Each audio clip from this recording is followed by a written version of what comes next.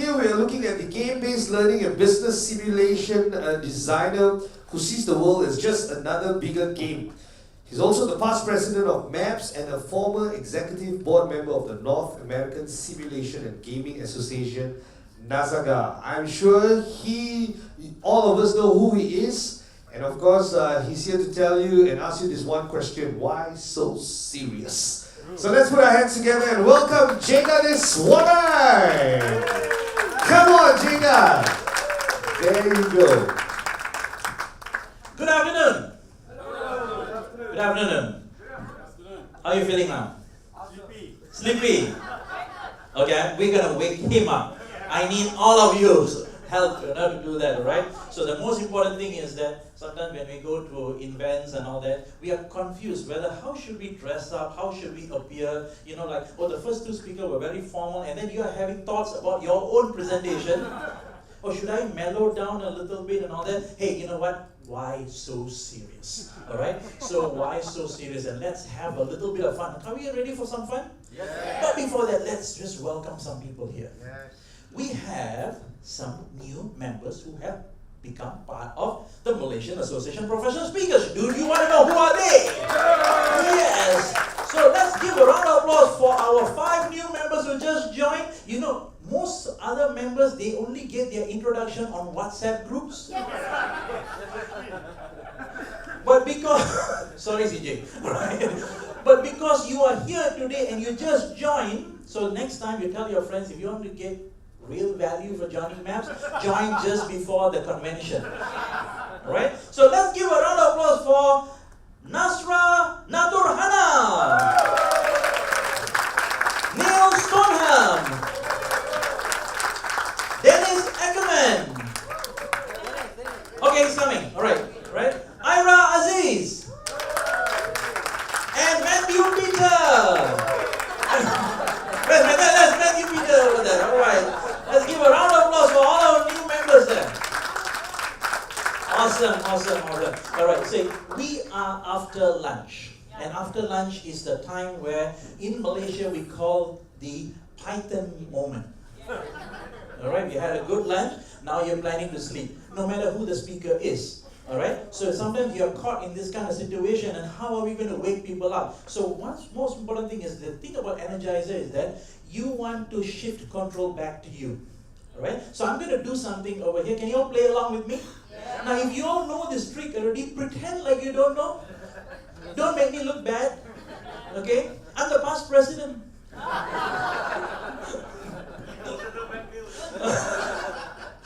You don't want to hurt me, right? Okay, can everybody stand up, please? Okay, please stand up. Alright?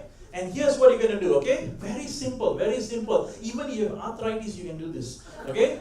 Take your hand this way. Face it outward. Put one hand across the other hand. Okay?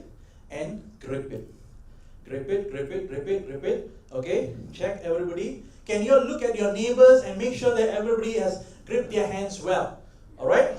Now from this position, what you're going to do is flip and touch your nose. What the?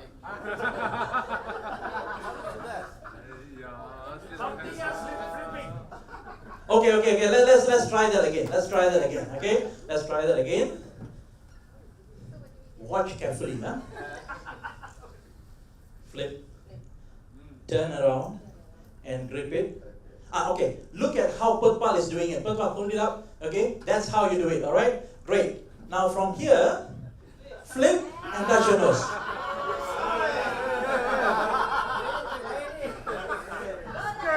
Okay, you want me to do it for the 3rd time?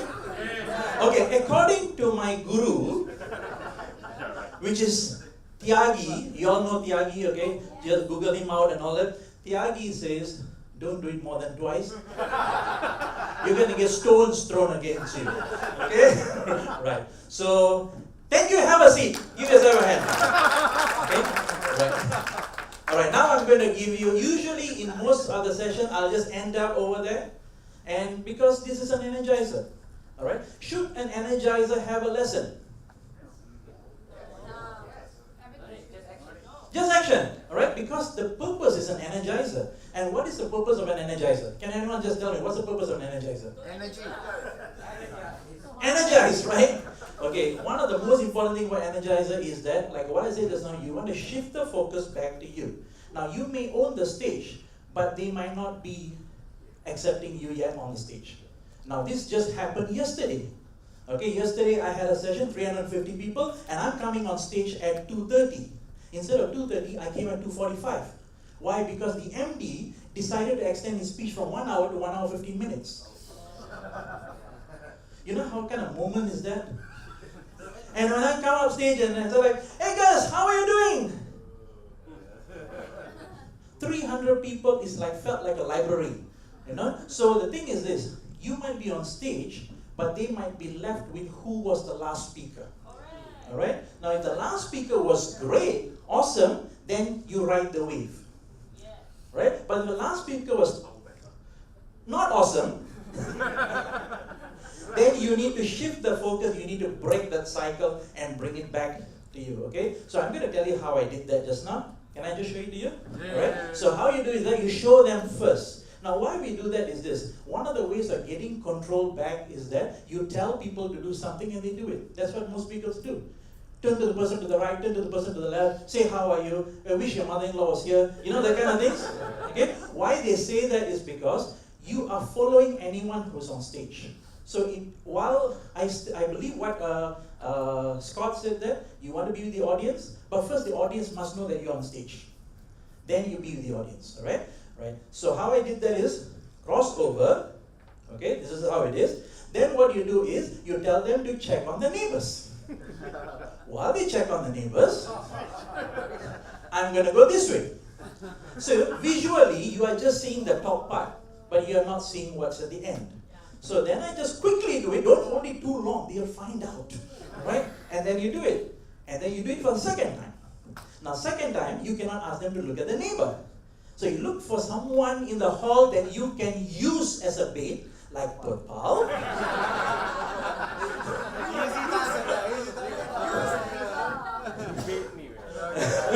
Yeah. And then you do the same thing, and then you switch, but don't do it for the third time. Alright? Because I said, like, have you all watched this P. Ramlee movie? Dua kali saja, no? Kali ketiga tak boleh lah. Saya sekarang mau balik lah. You know, sudah habis lah. Esok saja lah. You know, that kind of thing. Alright? So use that kind of energizer. Now, this is for someone who is very physical. You know, you don't mind being physical. Now, I know some of you are not very physical. Okay? Now, before that, I want to just tell you, should you have a lesson? Just now the question just now I had. Should you have a lesson? Up to you. You can have a lesson, or you do not want to have a lesson to it, that's fine. So if you want to have a lesson, what would be a lesson from that activity there? Pay attention, maybe. Don't trust the guy on stage. By the way, that's a good lesson. Don't trust the guy on stage. And what do we mean don't trust the guy on stage? Not everything that is being presented here will work for you. You have to take what fits you, amalgamate it, make it part of you, and then you have yourself. Alright? So that part is what you call as a debrief. You all know the word debrief, right? Yeah. Have you heard of the word debrief? Yeah. Okay? D is the absence of the removal of. Brief is another word for underwear. So when you say, I'm going to debrief the participants. Alright? So now we were doing simulations and all that. So after the simulation, we do the debrief. Alright? So, and that's another thing. What I did just now was called a jolt. Alright? Now what I said just now was just like a pun or a joke or what? Now, I want to ask you, that joke that I said about debrief, is it appropriate or inappropriate? Depends on the audience. Now, I will use this in Malaysia because I know the audience and I know how far I can push. But if I were to go to Japan maybe, or even Myanmar, I will be very careful of using jokes like that because the world is so different today. Everything has become unacceptable. Alright? In this world of wokeness, Everything is sensitive. You cannot even say the sun is the brightest thing. How do you know? There are other planets, other galaxies. I'm sorry, there are objects even bigger than the sun. So be careful with jokes that you use. All right. Do I have time for one more? Yes, I have. All right. So I'm going to give you one more where if you're not so physical, you want to do something, here's something that you can do where you can just stay stationary and do it. And I'm going to do it showing you how to do it stationary. Right? All of you have phones. Do not look at them. All right? Don't look at them. Just put it the other way around. Right? Just flip it the other way around. Okay? We're going to check how well do you know your phones. All right? So I'm going to ask you some series of questions about your phone, and we're going to check your memory. All right?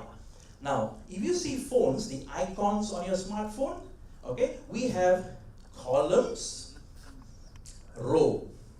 Right?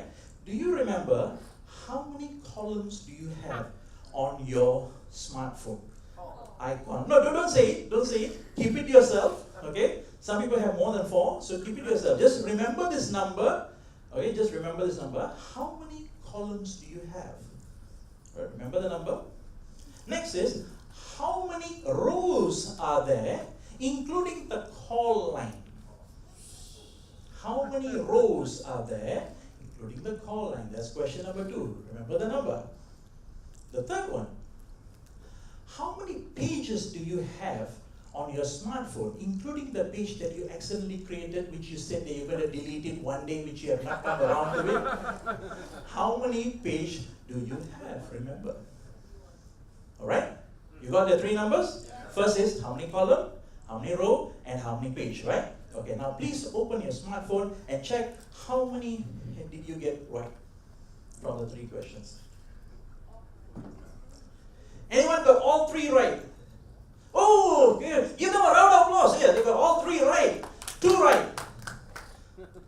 Okay, good. 1 right. Completely wrong. Okay, good. Alright, now put the phone back. Alright, just put the phone back. Alright, you all just saw the phone, you all remember, right? What time is it? You didn't see the time, right? Alright, so why? Because we are only focused on what we get pointed to. Alright, so by the way, the last one was an activity that I changed from Zig Ziglar. Okay, a long time ago, Zig Ziglar had something similar using a wristwatch.